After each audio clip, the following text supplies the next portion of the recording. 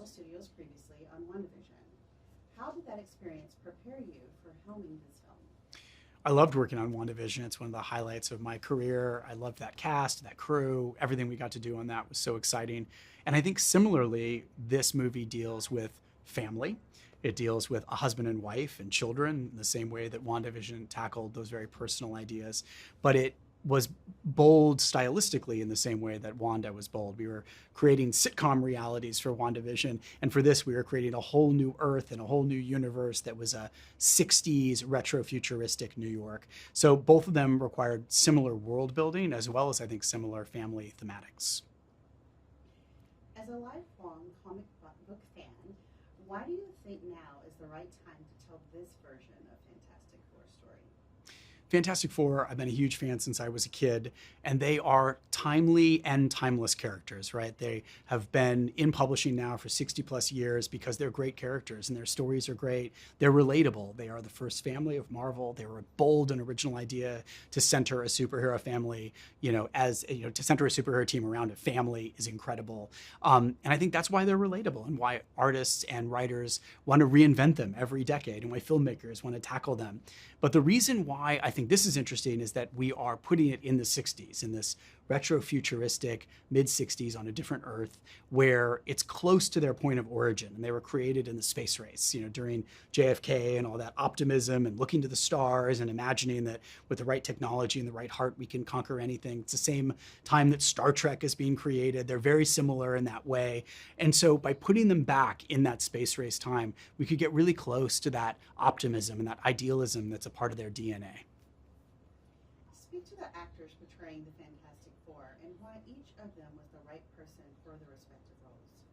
We have an amazing cast. They have great chemistry, but each of them is so perfect for their individual part, in addition to just finding those amazing bonds together.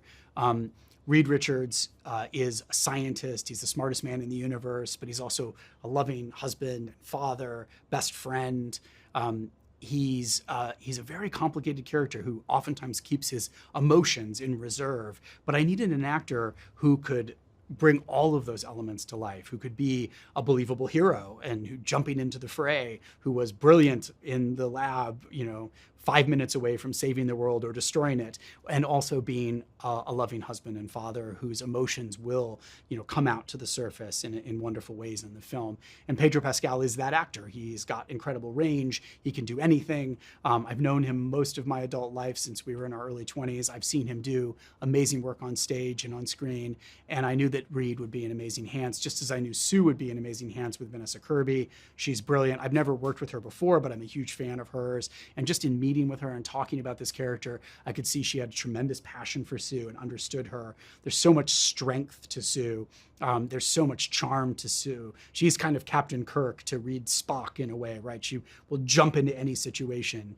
She's got great emotional intelligence. And so Vanessa was kind of the perfect person for this. And then I'd worked with Joe Quinn on Game of Thrones. He's an amazing actor. I love him. He's so alive. There's such a spark to him. He can do anything. He completely transforms from movie to movie. And I just knew that he would be great for Johnny, that there would be both all the bravado and the cockiness and the humor that you would expect from Johnny Storm, but also a soulfulness and a depth there of somebody who hasn't quite figured out who he is because he was the youngest one when he was transformed. He didn't really know who he was when his world changed and he suddenly became the Human Torch. So he's on a journey of discovery as well. And then Ebon Moss-Bachrach is a brilliant actor, just one of the best out there. And I knew in meeting him that here was this guy who had this kind of slightly kind of gruff exterior, but this warm, wonderful heart, loving family man, great, husband and father, very much Ben Grimm. Like that's absolutely who Ben is. And Ebon is very close to that. Such a funny actor, such a great dramatic actor. All four of them, I think of them as like Swiss Army knives, right? They can do everything. They have every tool that you need in order to be able to bring any scene to life. And I always think, hire the best possible actors, and you can never go wrong. Talk about the fully immersive world that was built with large-scale sets and dozens of background players.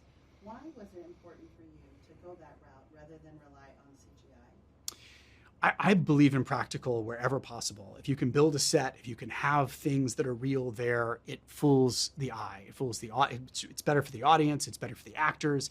It's real. It's better for us as filmmakers, to film things that are really there. You come up with more interesting shots, more interesting ways of telling a story.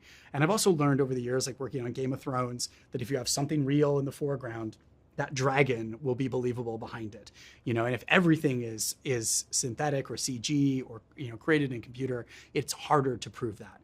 When we had the Silver Surfer come down into Times Square in the movie, that was a 2/3 scale Times Square set built on the back lot of Pinewood with 500 extras in beautiful period clothing by Alex Byrne and her team.